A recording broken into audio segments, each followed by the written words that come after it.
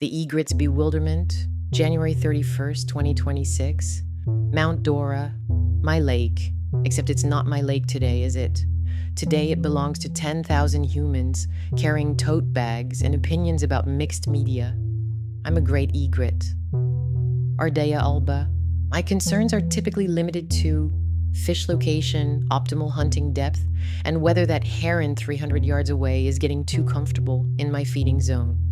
Today, my concerns include navigating a crowd, avoiding stepped-on feet, and apparently narrating your art festival documentary.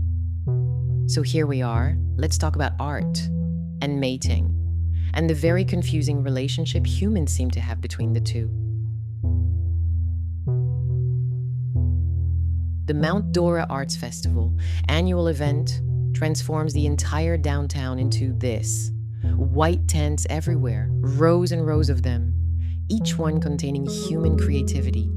Paintings, sculptures, photographs, jewelry, pottery, glasswork. Things humans make when they're not hunting or gathering or doing whatever it is you do for survival. I've been watching humans for 7 years from this lake, and I still don't fully understand the art thing. For us, for egrets, art is mating. The breeding plumage I grow each spring, the aigrettes, those spectacular feather plumes humans once hunted us nearly to extinction for. Those are the art, the performance, the display. I grow beautiful. I perform a specific dance. I attract a mate. The art serves reproduction directly. But you make art and then use it to attract mates? Maybe, I think.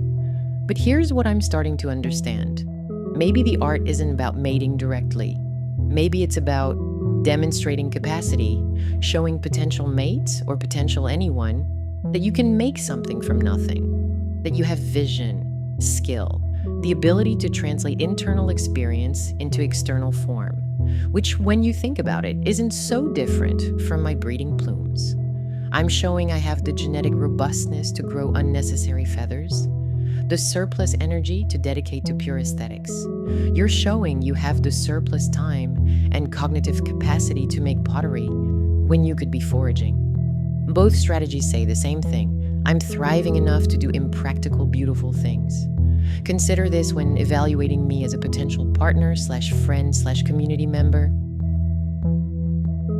Okay, I get it now. Art is just breeding plumage with extra steps.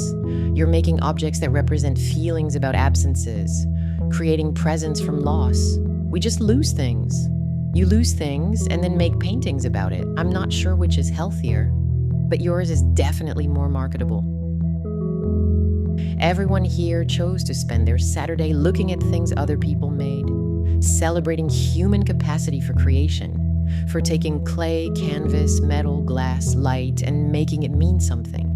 That's the real art, maybe. Not the objects themselves, but the gathering. The shared agreement that beauty matters, that creativity is worth celebrating, that we should all stop fishing, metaphorically or literally, for a few hours and just look at what we're capable of making when we're not solely focused on survival.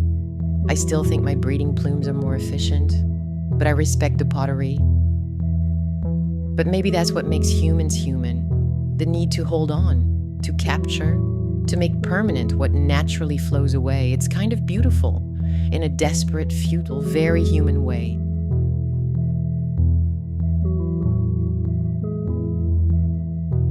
I am objectively beautiful. That's not vanity. That's evolutionary selection. The egrets who looked like this survived, thrived, attracted mates, passed on these exact proportions and colorations. I am a successful biological design, a living sculpture, formed perfectly following function, resulting in something humans keep painting. There's probably someone in one of those vendor tents right now selling photographs of egrets, or paintings, or even sculptures. Simplified, stylized versions of what I actually am. They're making art of art, representing a creature that's already a representation of millions of years of selection pressure.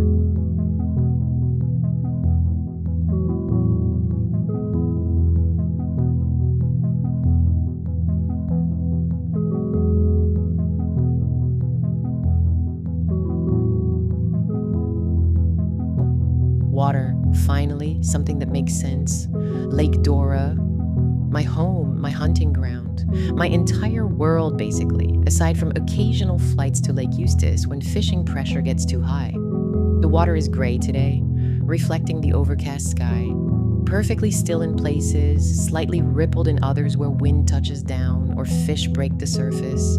But even water, even this lake, is kind of art, isn't it? Accidental art. Or inevitable art. The kind that happens when physics and biology and geography all intersect at this specific location. Maybe that's what the artists in those tents are trying to do. Replicate what nature does effortlessly, capture the accidental beauty, make permanent what's actually temporary. We egrets don't preserve moments. Can't. Don't have the capacity or the desire. We just move from moment to moment, hunting, resting, breeding, migrating. Each moment complete in itself, not requiring documentation.